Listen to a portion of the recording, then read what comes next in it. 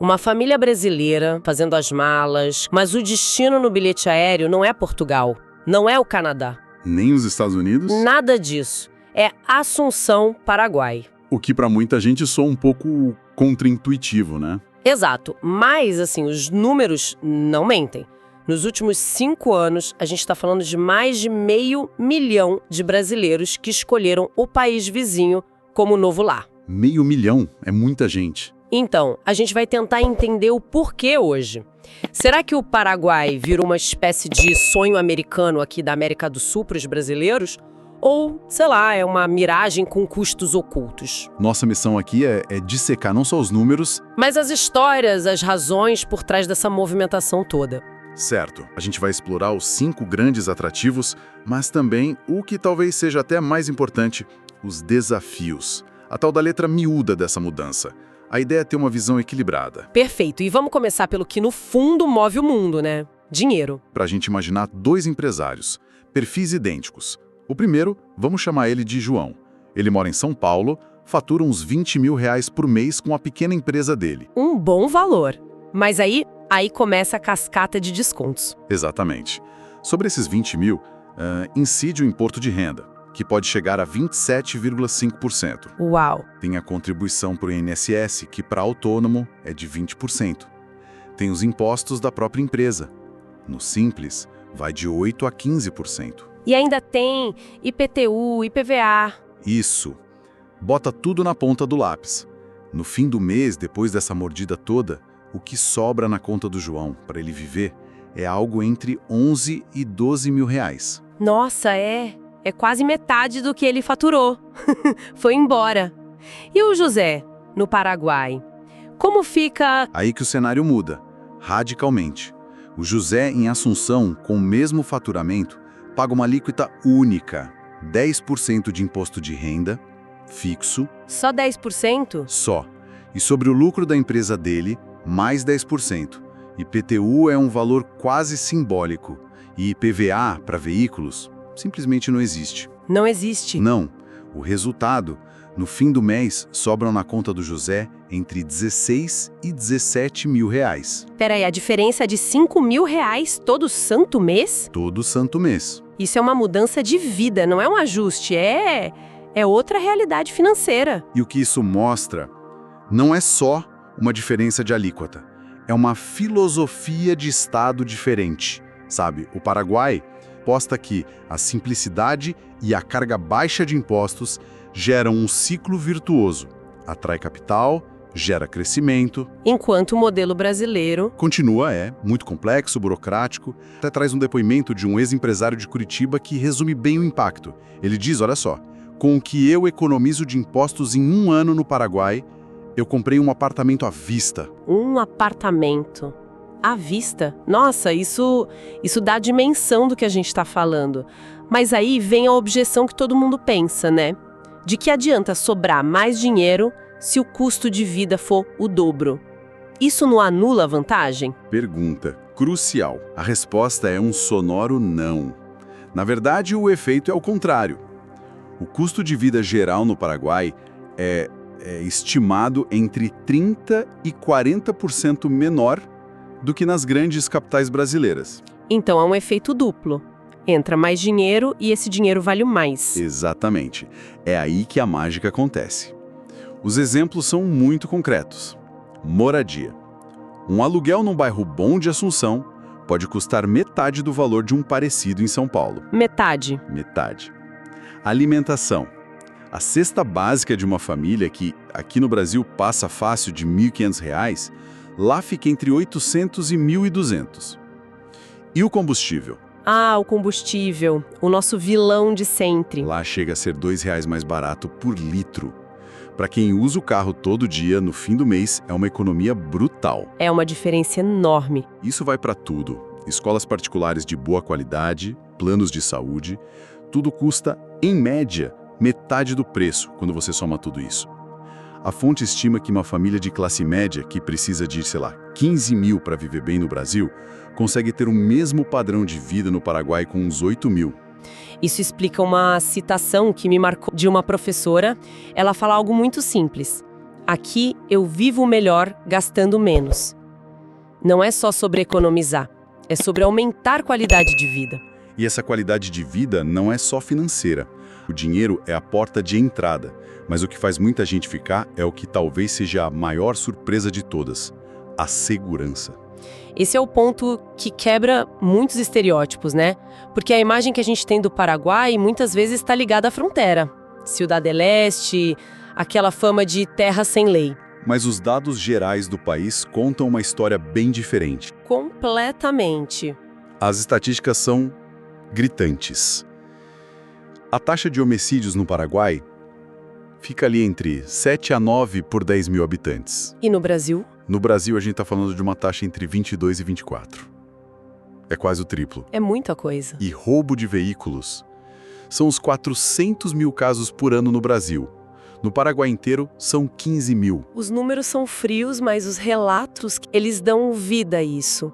Um engenheiro contando que a filha de 12 anos vai de bicicleta para a escola, sozinha. Uma designer falando que nem lembra a última vez que se preocupou em trancar o carro. Isso, para quem vive numa cidade grande no Brasil, soa como ficção científica. É a diferença entre a estatística e a sensação de segurança, né? O que impacta o seu dia a dia. Mas, e aí vem a minha dúvida, o Paraguai inteiro é assim? Uma Suíça sul-americana? Não, não é. O país não é um paraíso sem crime. A realidade na fronteira, em cidades como Ciudad del Este ou Pedro Juan Caballero, é muito mais complexa, bem diferente. Entendi. Essa sensação de segurança que os brasileiros descrevem, ela está concentrada em certas bolhas, sabe? Principalmente na capital, Assunção, e em cidades do interior com comunidades de imigrantes. Mas para quem vive nessas áreas, a percepção de tranquilidade é genuína. É poder andar na rua à noite, usar o celular sem paranoia. São pequenas liberdades que a gente perdeu aqui. Certo. Então temos um lugar mais barato, com menos impostos e mais seguro, pelo menos em algumas áreas. Isso já é um pacote muito forte. Mas o movimento não é só de quem quer fugir de problemas. É também de quem busca oportunidades. Não é só para economizar, é para ganhar dinheiro. Sim. E essa é a quarta grande razão. O Paraguai vive um boom econômico. Esse crescimento é em grande parte impulsionado por brasileiros. Para ter uma ideia, em 2023, o PIB brasileiro cresceu 2,9%. O do Paraguai avançou 4,5%. É uma economia que está aquecida. E onde estão essas oportunidades, principalmente? Vários setores. O agronegócio é o mais óbvio. O preço da terra lá custa tipo 10 a 20% do valor no Brasil. Nossa! Então, muito produtor rural está expandindo para lá. Mas vai além do campo. No comércio, nos serviços, as margens de lucro são maiores por causa dos custos mais baixos. E tem uma carência de mão de obra qualificada. Um bom engenheiro, um desenvolvedor de software, não fica sem trabalho e é muito bem pago. Tem pouca concorrência. Tá. Mas de nada adianta ter a oportunidade se a porta de entrada for fechada, cheia de burocracia. Na prática, é difícil se mudar para lá legalmente? De imigração. Por causa dos acordos do Mercosul, para um brasileiro, conseguir a residência permanente no Paraguai é um processo descrito como ridiculamente simples e rápido. O que precisa basicamente? São 3 coisas. Primeiro, comprovar que você tem como se sustentar, o que geralmente é uma renda de uns $1.000 por mês. Ok. Segundo, apresentar o certificado de antecedentes criminais. E terceiro, fazer um depósito de $5.000 num banco paraguaio, uma garantia. E esse dinheiro fica preso? Não. E esse é o detalhe mais incrível. Assim que a residência é aprovada, você pode sacar o dinheiro todo de volta. Peraí, o único investimento obrigatório são $5.000 que você pega de volta depois? Exato. Isso é incrivelmente acessível. Se a gente comparar com Portugal, que exige centenas de milhares de euros, ou com os processos para os Estados Unidos, que levam anos. O contraste é brutal. No Paraguai, em 2, 3 meses, a pessoa está com o documento de residente em mãos. E depois de 3 anos, já pode pedir a cidadania paraguaia se quiser. É uma porta escancarada. Totalmente. É o que transforma o potencial em realidade para milhares de pessoas. Ok, o cenário parece quase perfeito demais. Impostos baixos, custo de vida menor, segurança, oportunidades, imigração fácil. Quem nos ouve agora deve estar se perguntando, tá, Mas onde tá a pegadinha? Porque sempre tem. Sempre tem. Puxa a gente de volta para a realidade. O lado B dessa história é longo e precisa ser levado a sério, porque ele define quem vai ter sucesso lá e quem vai se frustrar. O primeiro desafio que me vem à mente é a infraestrutura. A gente reclama muito aqui, mas imagino que lá seja mais complicado. Sem dúvida, a internet no geral é mais lenta e mais cara. As estradas fora dos eixos principais são piores. Serviços públicos mais limitados. E o ponto mais crítico é a saúde. O sistema público paraguaio é muito inferior ao SUS. Nossa. A recomendação é unânime. Ter um bom plano de saúde privado não é luxo, é necessidade absoluta. Sabe, isso é uma mudança de mentalidade, né? A gente se acostuma com a ideia do SUS, mesmo com os problemas, como uma rede de segurança. Saber que você está por conta própria se não puder pagar é assustador. É um fator decisivo. Outro ponto é a barreira cultural. O idioma. No dia a dia é espanhol, e o guarani também é muito presente. Tem que aprender. Tem que aprender para se integrar de verdade.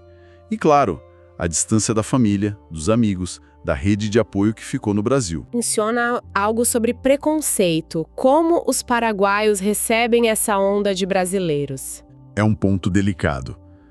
A relação é, na maior parte, boa, e existe sim um certo ressentimento em alguns setores. Os brasiguaios, às vezes, são acusados de inflacionar os preços dos imóveis, de criarem suas próprias comunidades fechadas sem se integrar. É uma tensão que existe ali. E por último, o emprego. Falamos muito de empreender, mas para quem busca um emprego de carteira assinada? Para esse perfil, o cenário já não é tão bom. A menos que a pessoa seja um profissional muito qualificado numa área carente, é difícil achar um bom emprego com um salário competitivo. A migração funciona muito melhor para quem leva o próprio negócio. Ok, então juntando tudo, as vantagens e os desafios, a gente começa a ter um retrato mais nítido de para quem essa mudança realmente funciona. Traça um perfil bem claro. Primeiro, empresários, autônomos, profissionais liberais, médicos, engenheiros, pessoal de TI. A equação de custos e impostos para eles é imbatível. Certo. Segundo, aposentados. O benefício em reais rende muito mais. Terceiro, produtores rurais, pelo preço da terra. E por fim, um perfil bem específico, famílias com filhos pequenos. Por que esse grupo em especial? Porque para eles a combinação de segurança para criar os filhos e o acesso a boas escolas particulares por um preço acessível acaba sendo o fator decisivo, pesa mais que os problemas de infraestrutura. Não é uma competição para ver qual país é melhor. É sobre qual é o melhor para um projeto de vida específico? Exatamente. A pergunta não é Brasil ou Paraguai, é qual desses dois se alinha melhor com o meu momento, com os meus objetivos. Que essa migração em massa é um sintoma. Talvez devesse servir de alerta para o Brasil pensar nos problemas que levam tanta gente produtiva a buscar uma alternativa. É uma jornada em tanto. A gente partiu de uma migração que parecia estranha e chegou a uma decisão que, para um certo perfil, é extremamente lógica. Uma combinação poderosa de fatores, mas que exige planejamento, resiliência e, acima de tudo, entender os sacrifícios. A resposta para a nossa pergunta, sonho ou miragem, parece ser depende muito de quem você é. E talvez, para fechar, a gente possa pensar um pouco além do... A análise focou muito em por que os brasileiros saem, mas e o impacto a longo prazo dessa migração no próprio Paraguai? O que acontece com a identidade paraguaia com a chegada de centenas de milhares de brasileiros? Com seu capital, sua cultura? É uma boa pergunta. A gente pode estar testemunhando em tempo real a formação de uma nova cultura híbrida, uma cultura brasiguaia, que pode redesenhar não só a economia, mas a própria alma da relação entre os dois países nas próximas décadas. É uma transformação silenciosa, mas com consequências gigantescas.